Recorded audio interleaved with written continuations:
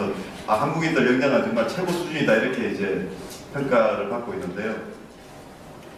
그렇지만 우리가 이렇게 너무 자만해서는 안 되겠다. 그리고 사실 모두 말씀드렸습니다만 우리 사회 발전이나 경제 발전의 가장 근저에는 우리 사람의 역량이 중요하기 때문에 과연 한국인의 역량이 어느 정도 수준인가를 정확하게 평가하고 거기에 맞춰서 또 개혁 노력을 해야 되고 그럴 것 같습니다. 그래서 이제 그게 어떻게 보면 국가 재창조라는 차원에서도 굉장히 저는 근본적인 이슈다. 제가 딱 그 보고서에 나오는 첫 페이지들을 보면 굉장히 사실은 충격적입니다.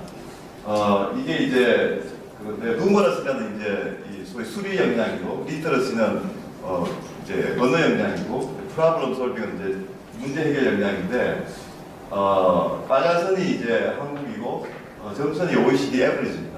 근데 이제 보면 비슷한 패턴이죠. 그러니까 16세, 24세 때는 평균보다 높은데 25세, 34세 이제 평균으로 가고 계속 떨어집니다. 그래서 한국의 역량이 젊을 때는 그러니까 지금 제가 아까 모델 말씀드린 피사는 15세에 치는 시험이거든요. 15세에 한번 매저를 하고 그 다음에 피하고 이렇게 다 매저를 하는 건데 15세 때는 세계 최고인데 점점 떨어져서 이제 역량이 굉장히 이제 되게 문제죠 사실은. 그러니까 우리가 일반적으로 한국인들은 국영수 뭐 세계 최고다 이렇게 하는데 그게 20대는 아직 대학에 갈 나이지 않습니까? 대학생들만 보더라도 이미 세계 최고가 아닌 거죠. 계속 떨어지고 그게 20대 후반 가면 급격하게 떨어져서 문제가 있는 거죠. 그러니까 우리나라의 중학생은 괜찮은데 고등학생, 대학생으로만 가도 지금 굉장히 지금 문제가 생긴 겁니다. 그래서 이 문제를 우리가 직시를 해야 된다 저는 그렇게 생각합니다. 그래서 왜 20대 청년들의 역량이 이렇게 실망스러우냐? 20대 때는 대학에 갈 나이기 때문에 대학의 질이 안 좋을 수도 있습니다. 이게 일단 가장 이야기를 할 수가 있어요. 그렇지만 그럼 초중등 교육은 잘했냐? 그게 아닐 수도 있거든요. 초중등 교육이라는 것이 계속 이제 대학 뭐 또 성인이 되면서까지 소위 학습의 그 모티베이션을 키워주는 교육이거든요. 그래서 소위 말하는 learn to learn을 하는 거거든요. 어떻게 하면 계속 배워나가는지를 배우는 게 또 그 학교 교육이기도 하거든요. 그러니까 이게 이제 20대에 가서 역량이 떨어졌다는 것이 단순히 대학의 문제만이 아니고 초중등에서의 암기 교육이 결국은 아이들의 학습 의지를 떨어뜨리고 그럴 수가 있는 거죠. 그래서 그 두 가지 문제가 분명히 그래서 특히 노동시장 진입한 이후에는 대학이나 학교에서만 학습을 하는 게 아니고 계속 평생 배우는 거지 않습니까?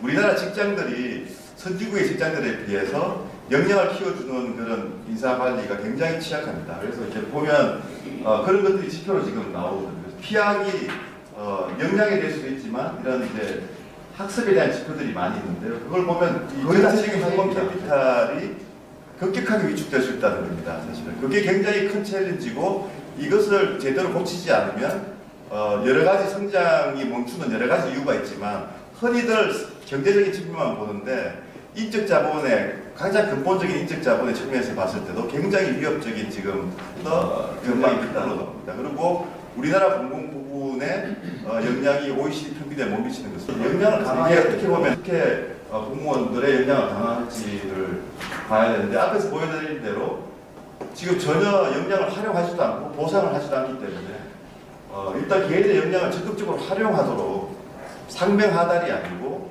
적극적으로 일해서 이렇게 수평적으로 일한다든지 이렇게 해서 역량을 개발할 수 있도록 하는 조직 체계도 바꿔야 되고요. 임금 체계도 정말 근본적으로 바꾸지 않으면 안 된다. 임금 체계는 정말 굉장히 근본적인 처방 중에 하나는 부처의 소속을 없앨 수 있는 거죠. 그래서 이제 그걸 조금 더 현실적으로 우리 현실에 맞춰서 이렇게 한번 저희들이 고민을 해봤었는데요. 그게 소위 공짜형 보직 관리입니다.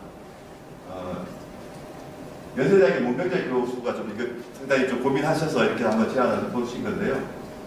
그러니까 이제 우리가 100% 그냥 다 부처에 소속되지 않고 그냥 계속 돌리는 건 조금 이제 너무 과격한 계획일 수 있으니까 공짜로 해서 경력 초기에는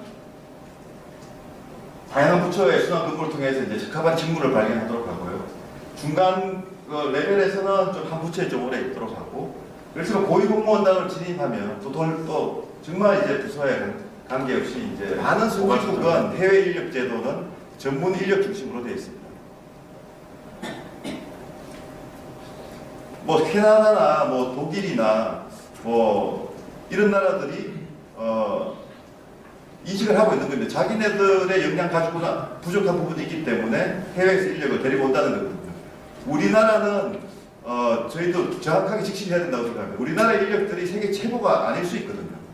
그 데이터를 보면 아니라고 이렇게 생각할 수 있습니다. 그렇기 때문에 역량이 있는 인력들을 위치해서 관리하는 그런 시스템을 갖춰야 되는 나라들이 있습니다. 지금 캐나다나 뭐 싱가포르나 독일이 있습니다.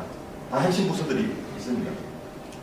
그리고 분류도 굉장히 잘 되어 있습니다. 직종 분류도 다 잘 되어 있고 거기에 따라서 뭐 노동시장 테스트를 한다든지 뭐 페널티를 한다든지 그런 해외 유학생 정책도 이런 전체적인 우리가 인적 자본 정책의 큰 틀에서 접근을 해서 개선해야 될 점이 굉장히 많다고 생각합니다.